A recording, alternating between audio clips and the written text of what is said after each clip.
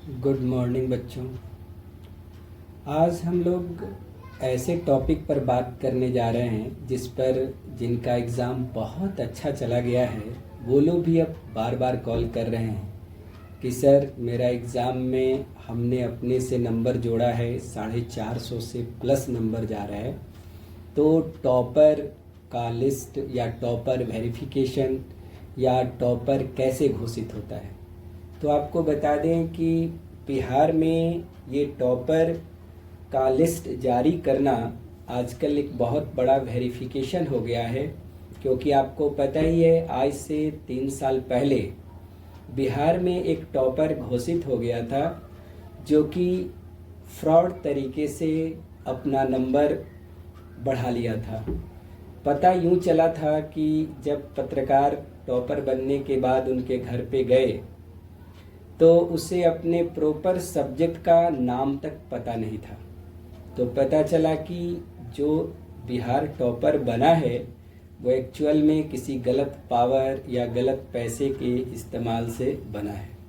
तब से बिहार में ये प्रथा आ गई कि पहले कॉपी जांच होकर आएगा, उसमें जो भी लोग टॉपर होंगे उनका वेरिफिकेशन होगा, उनका इंटरव्यू होगा, जिसको टॉपर वेरिफिकेशन या टॉपर इंटरव्यू कहते हैं। अब बच्चे ये जानना चाहते हैं कि ये कैसे होता है या किनका होता है। तो ये हर साल डिपेंड इस पर करता है कि क्वेश्चन किस लेवल का पूछा गया। जिस लेवल का भी पूछा जाता है उसमें जो मैक्सिमम ऊपर से 5 बच्चे होते हैं उनको कॉल जाता है। कॉल कैसे जाता है? तो उनके स्कूल को जहाँ से वो बच्चे एग्ज़ाम में अपीयर हुए हैं उनके हेडमास्टर को कॉल जाती है। उस बच्चे का इंफॉर्मेशन लिया जाता है, फिर उसके घर पे बोर्ड से या इंटरमीडिएट काउंसिल से फ़ोन किया जाता है। अब इसलिए हेडमास्टर को टच किया जाता है क्योंकि उसने पहले प्रैक्टिकल भी दिया था, तो फिर उसकी प्रैक्टिकल की कॉपी भी मंगवाई जाती है। क्योंकि बिहार टॉपर घोषित करना है तो उसके हर एक एंगल को एक एक करके वेरीफाई किया जाता है, ताकि किसी भी नज़रिए से बच्चों के गलत होने का रिजल्ट न हो। इसी कारण से उसके प्रैक्टिकल की कॉपी फिर पुनः एक बार वेरीफाई किया जाता है, बच्चे को बुलवाया जाता है, उससे रिलेटेड या लगभग उसी के लेवल के कुछ क्वेश्चंस वगैरह सिलेबस से पूछे जाते हैं। बच्चे जब पूरी तरह से संतुष्ट कर देता है तब हम लोग उसको बिहार टॉपर घोषित करते हैं।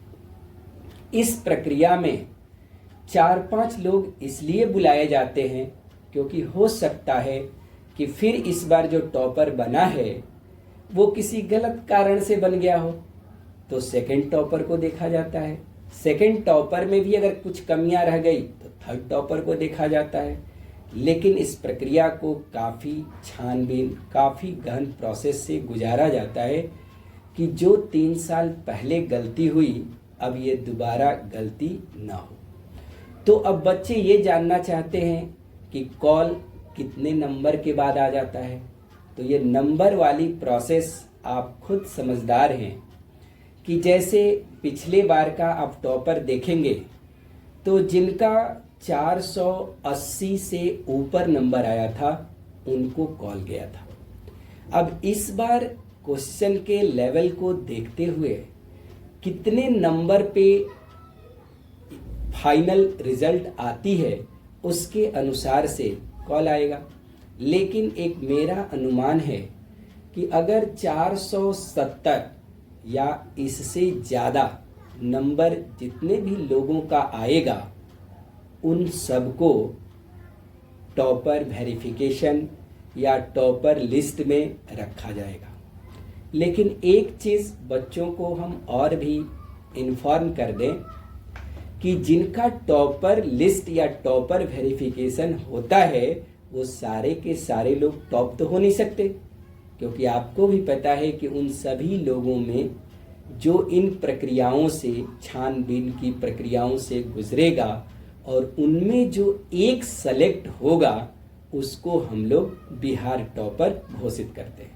कभी कभी ऐसा भी होता है, अपवाद है, एक्सेप्शन है, कि 2 या 3 लोग भी टॉपर हो जाते हैं।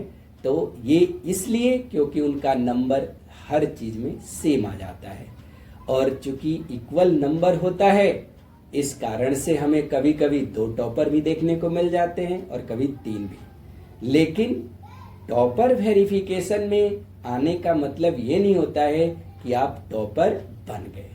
इसलिए टॉपर बनने वाली प्रक्रिया से गुजरिए, फिर आप टॉप हो सकते हैं। थैंक यू, धन्यवाद।